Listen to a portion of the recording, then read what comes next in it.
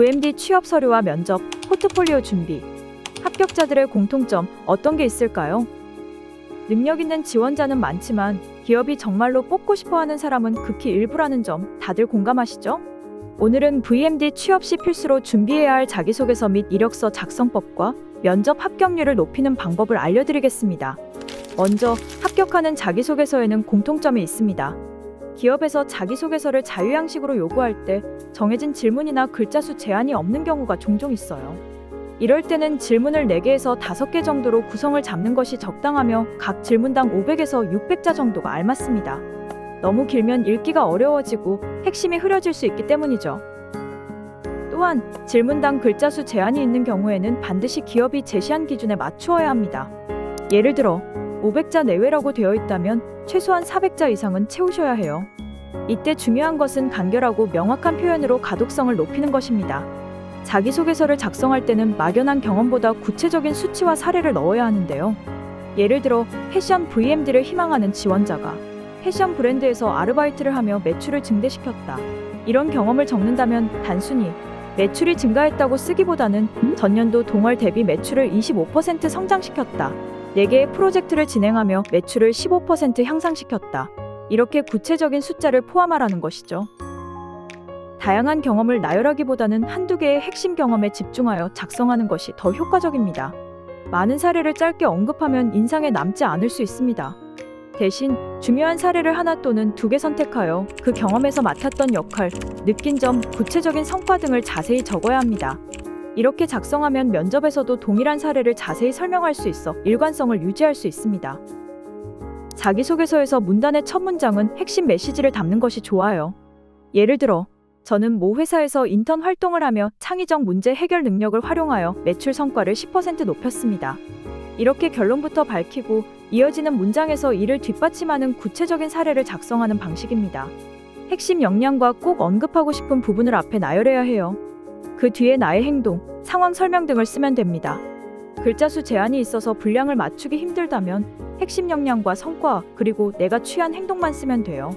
나머지는 어차피 면접 때 물어볼 거니까요.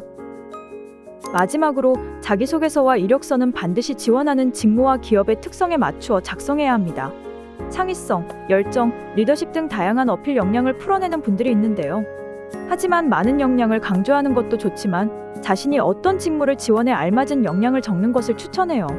특히 비전공자라면 이 직무에 도전하게 된 이유, 그리고 전문성을 쌓기 위해 준비해온 과정을 설득력 있게 풀어내야 합니다. 이력서도 마찬가지로 자신이 지원하는 직무와 관련된 스펙을 중점적으로 적어야 해요. 면접 시 왜 VMD에 지원하게 됐는지, 정확히 어떤 일을 하고 싶은지 물어볼 거예요. 그렇기 때문에 VMD에 대한 본질과 전문적인 이해가 반드시 필요합니다. 현재 VMD가 어떤 일을 하는 사람이고 내가 지원하는 분야의 VMD는 정확히 어떤 일을 어떻게 하는지 알고 있어야 합니다. 서류 전형 이후 면접까지 합격해야 하기 때문에 자기소개서를 적을 때는 내가 면접 시 어떤 대답을 할지 미리 예상해보면서 그것과 비슷한 느낌으로 자소서, 이력서를 적어야 해요.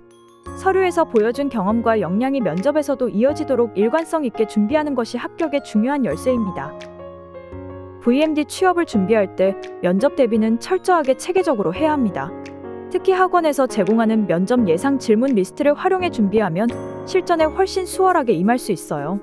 이 과정에서 중요한 점은 나만의 특화된 경쟁력을 어필하는 것입니다.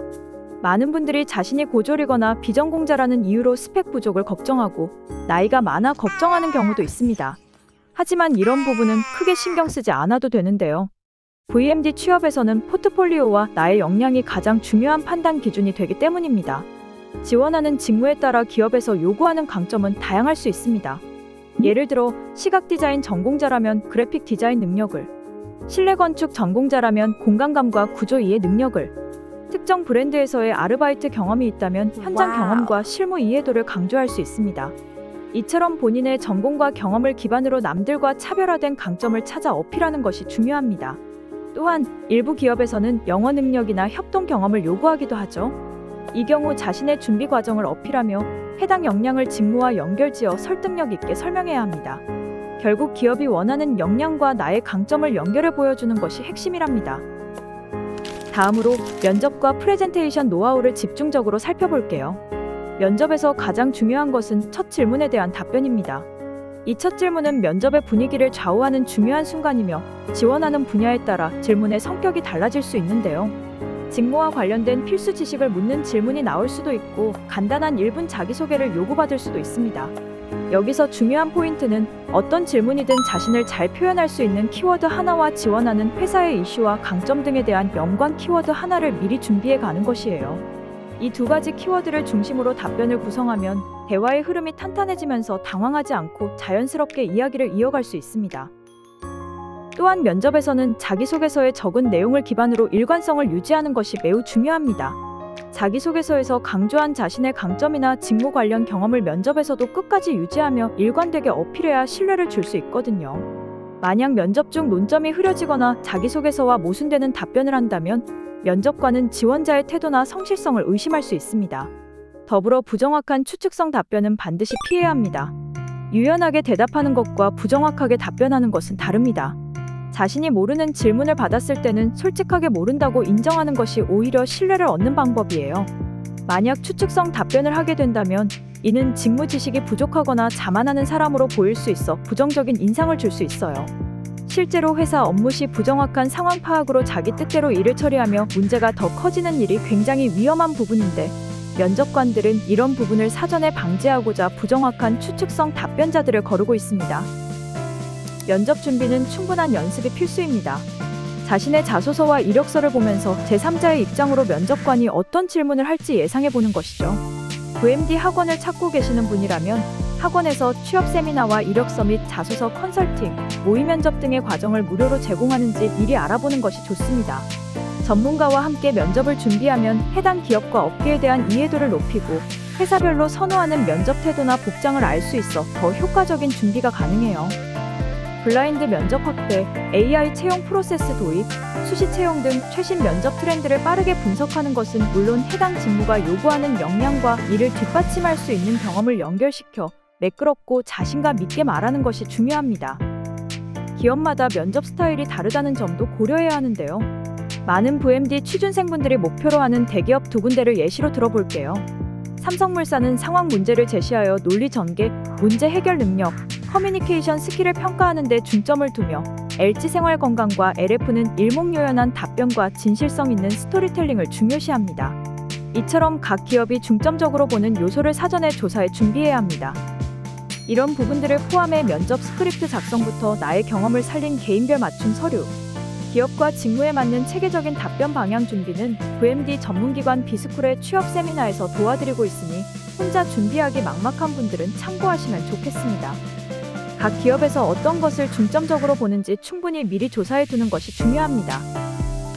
VMD는 세부 분야에 따라 준비해야 할 포트폴리오와 면접 방식이 달라지는데요.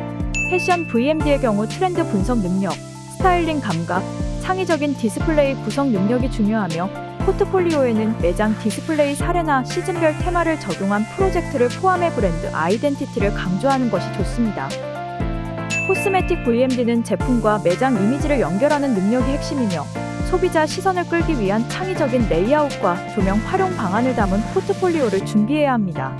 그리고 포트폴리오에 필수적으로 들어가는 VP존 디자인 시안을 제작할 때에는 가장 먼저 해당 브랜드의 광고 모델이 있는 것이 살펴보는 것인데요. 현재 광고 모델이 존재한다면 모델의 이미지를 디자인 시안에 반드시 넣어야 합니다. 코스메틱 VMD는 POP와 포스터 등 다양한 이미지 작업을 많이 겸하기 때문에 이런 부분들을 신경 써야 합니다. 공간 VMD는 공간 디자인과 구조적 이해, 고객 동선 설계 능력을 강조해야 하며 대형 매장이나 쇼룸 설계 프로젝트 사례를 포함하는 것이 효과적입니다.